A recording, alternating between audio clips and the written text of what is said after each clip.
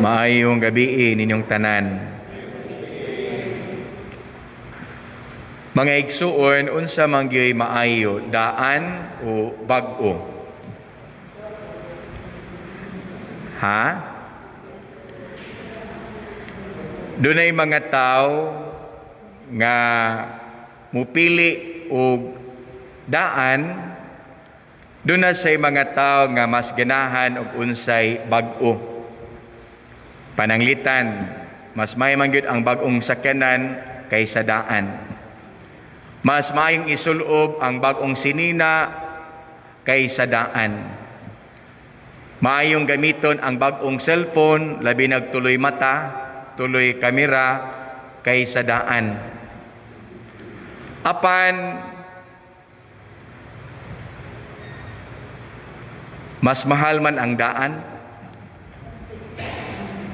Kana bitaw mga antik, kana bitaw mga karaan, mahal man kay na sa mga igsuon.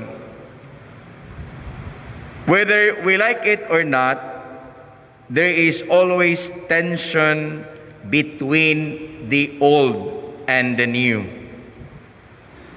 Dunay mga tao nga kanunay magbalik-balik sa kagahapon.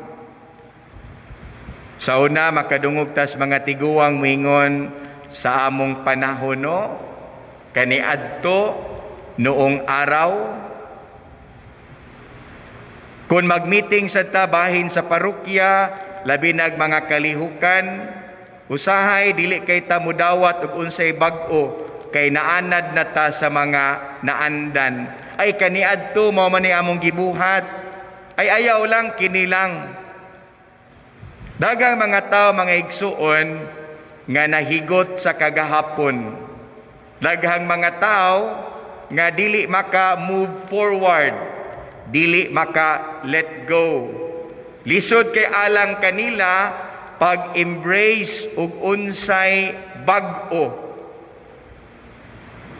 Wala ko mag-ingon nga mas maayo ang bag-o kaysa daan. Wasag ko mag-ingon nga maayo ang daan kaysa bag-o. Apan giingon pa, there is beauty of reinventing and reintegrating the new while preserving the old. Kana bitang atong katunon ug unsay kaniadto. Atong i-evaluate ug maayo ba to o dili. Ang maayo padayunon, apan ang dili maayo yung hunungon.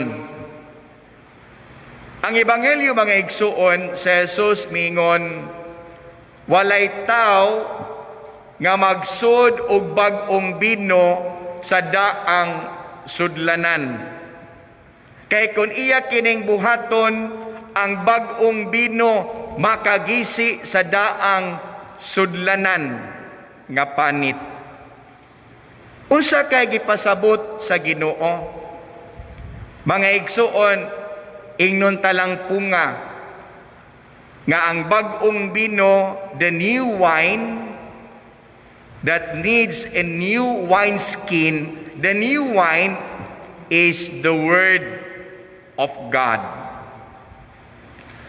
Ang pulong sa Dios na kinahanglan gyud na og heart's transformation, na kinahanglan gyud na og life's conversion. Kaniadto nagkanayon ang balaod sa mga Hudiyo. Mata, bayran og mata. Kinabuhi, bayran og kinabuhi. Ngipon, bayran og ngipon. Dumti ang imong mga kaaway. Apan si Jesus naghatag og bag-ong sugo. Higugmaa ang imong mga kaaway ug iampo ang mga tao nga nagpasipa kanimo. Kana nga pagtulunan, mga igsuon, kung dili bag-o ang imong kasing-kasing, makaguba gyud na nimo, makadaot gyud na nimo. Nganuman, makahimo man na nimong uncomfortable. Dili ka komportable kay wa man ka ma-converted. Mao nga ang Ginoo nagpahinumdum kanato sa pag-ingon, ang bag-ong bino nagkinahanglan gyud na sa bag-ong sudlanan. Ug sa may sudlan nato sa pulong sa Ginoo, dili lang nga atong dunggan apan ang iya ang ato gyung kasing-kasing. Nindot kay nga sambingay mga igsuon because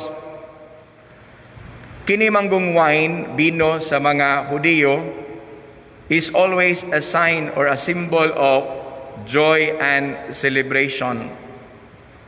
Nagay mga okasyon kanunay gyud ang naay bino sa ilang talad kan-anan. Just like for example, nowadays maka-attend ta og kasal, do na ginay bino. Moingon gyud ta kanunay cheers. Kun dunay kanang unsa pay gamitag bino gawa sa kasal? Ha? Bunia gud taon. Kanabang bino nga naay kasal, moingon day tag cheers, no? Kung naay kana ganing kana bitang mga magduwa og mo champion sa NBA, iguman manggawas din ang mga unsa na nga klases bino? Champagne, na? Because a sign of celebration, a sign, symbol of joy. Mo na mga igsuon, unta dawaton gyud nato ang pulong sa Ginoo diha sa kalipay.